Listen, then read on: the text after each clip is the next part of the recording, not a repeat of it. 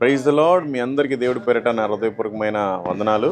మరొక్కసారి మీకు చెప్పే విషయం ఏంటంటే, చూశారు కదా ఇప్పటిదాకా తోమా గారు ఎందుకు వచ్చారు, ఎప్పుడు వచ్చారు, ఎలా వచ్చారు, వచ్చిన తర్వాత ఏం చేశారు, ఇప్పుడు ఏం జరుగుతుంది మీకు మొత్తం చెప్పాం. సో ఇప్పుడు బయలుదేరి మేము రెండవ చర్చ్ దగ్గరికి వెళ్తున్నాం. ఇక్కడ నుండి 53 కిలోమీటర్ల దూరంలో చావక్కడ్ అనే బీచ్ ఉంది.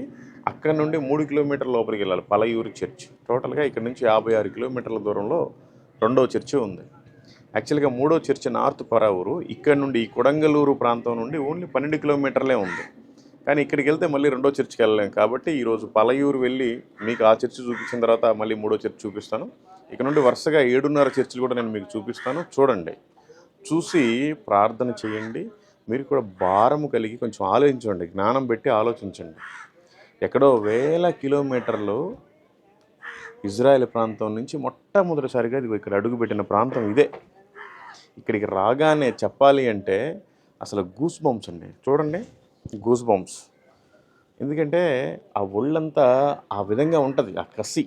ఎందుకంటే మొట్టమొదటిగా ఆయన భారతదేశ ప్రాంతానికి వచ్చి ఇక్కడే అడుగుపెట్టాడు. ఇక్కడ అడుగుపెట్టాడు.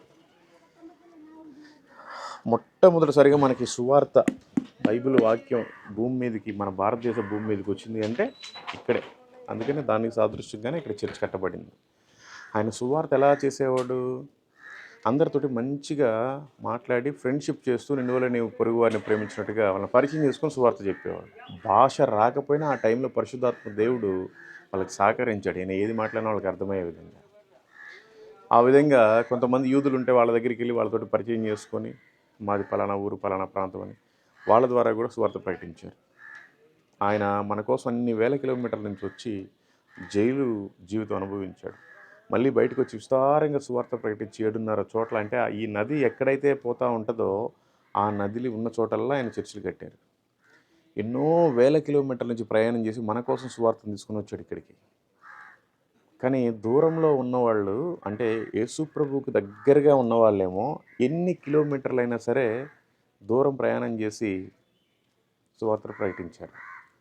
మనమేమో ప్రతిరోజు చర్చికి వెళ్తాం, కానీ దేవుడికి మాత్రం దూరంగా ఉన్నాం. అందుకని సువార్త కూడా మనం దూరంగా ఉన్నాం. దేవునికి ఎంత దగ్గరగా ఉంటారో వాళ్ళు సువార్త నిమిత్తం ఎంత దూరమైనా సరే వెళ్ళిపోతారు. దేవునికి ఎంత దూరంగా ఉన్నారో సువార్త కూడా అంతే దూరంగా వెళ్ళిపోతున్నారు.